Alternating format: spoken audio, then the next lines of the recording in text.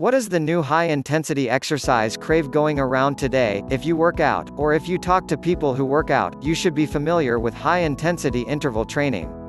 You probably associate it with sweating, panting, and burpees. Well, the name says it all, right?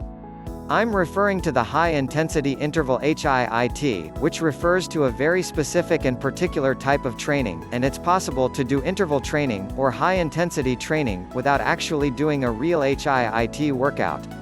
There's also a lot of misinformation about HIIT out there that might lead you to believe that you're going to get the shredded results you want without putting in the necessary work. The truth is that HIIT can be an incredibly effective way to work out and see the body composition and fitness results you want, but you need to do it right. Good news, we're going to help you read between the letters. Here, fitness pros share the must-know HIIT facts so you can torch calories, burn fat, and build muscle effectively. HIIT is a cardio session arranged as short bursts of very hard work. The whole point of high-intensity training is to kick up the intensity of your cardio. In order to qualify as true HIIT, you'll need to push yourself to the max during every set. That's why they're short, anywhere from 20 to 90 seconds, typically. It's the opposite of going for a long run where you ration your energy in order to sustain the activity for longer. Numerous health fitness trainers have shown that working your hardest is key when it comes to boosting endurance, increasing energy and metabolism, regulating insulin levels, and losing body fat. All exercise helps burn fat by burning calories, says fitness expert and celebrity trainer Rob Sulaver. But, he adds, more intense exercise burns more fat, and that's part of the reason HIIT is so popular. And compared to many other cardio workouts, HIIT can be a more effective way of getting shredded, Sulaver explains.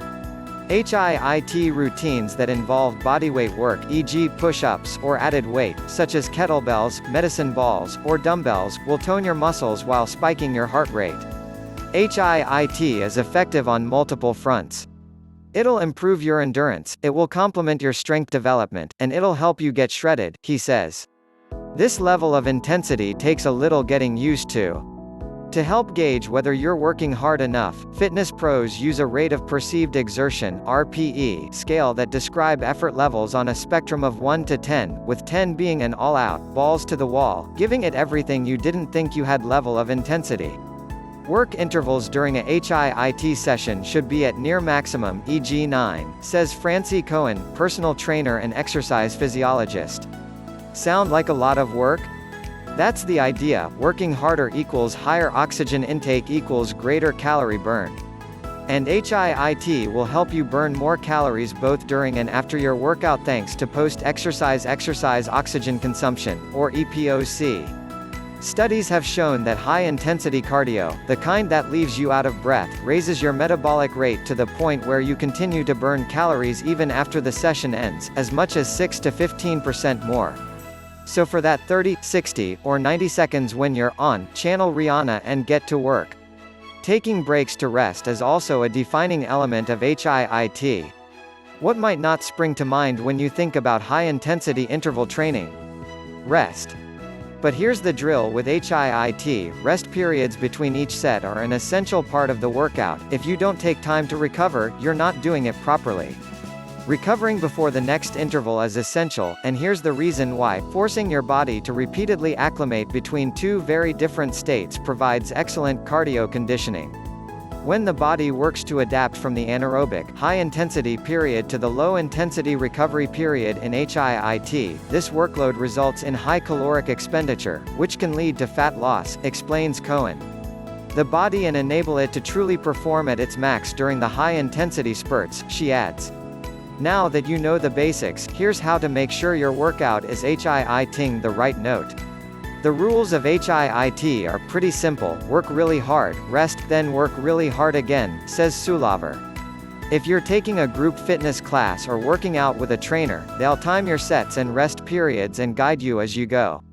But you absolutely don't need a fancy gym, workout plan, or even any equipment at all. Just find an activity that gets your heart rate up, and then apply the HIIT format to it.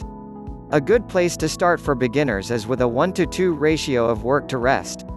So basically go all out on a chosen activity for, say, 30, 60, or 90 seconds, rest for twice as long, then start on the next set. As you get better you can transition to a 1-to-1 ratio. Within those confines the possibilities are endless, Sulaver says. You can sprint. You can use the assault bike. You can run stairs. It's all technically HIIT, as long as it's intense, Sulaver says. A typical HIIT session is about 20 to 45 minutes of working and resting. Another popular workout similar to HIIT is Tabata training, where you are on for 20 seconds, off for 10 seconds, repeated for 4 minutes. If you want to try that routine, we've got all you need to know right here. Here are some self-approved at-home HIIT workouts you can try on your own. A 24-minute at-home HIIT workout. The Busy Woman's 10-minute HIIT circuit. HIIT is a great workout, but it isn't the only type of training you should be doing. And in fact, too much is definitely not a good thing. Overkill will prevent you from working at your true maximum capacity during each session, explains Cohen, so don't schedule a HIIT session every day of the week. A better approach? Try HIIT 3 times per week with another 2 days of moderate cardio, says Cohen. And HIIT isn't for everyone. If you're training for a specific goal or race, you'll want to follow the appropriate training program, and HIIT may or may not be a part of that plan.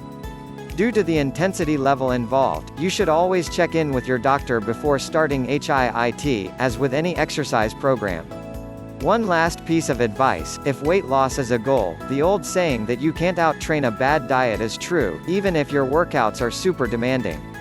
HIIT isn't an excuse to neglect your diet, so experts stress to keep it clean, calculate your daily calorie needs, and plan your carbs, energy, around your workouts. When you incorporate effective HIIT training into your exercise regimen and keep your diet in check, that's when you can really see results. Now you're primed and ready to get the most out of your next HIIT session. Just remember this mantra: if you're not working your hardest, you're not doing HIIT.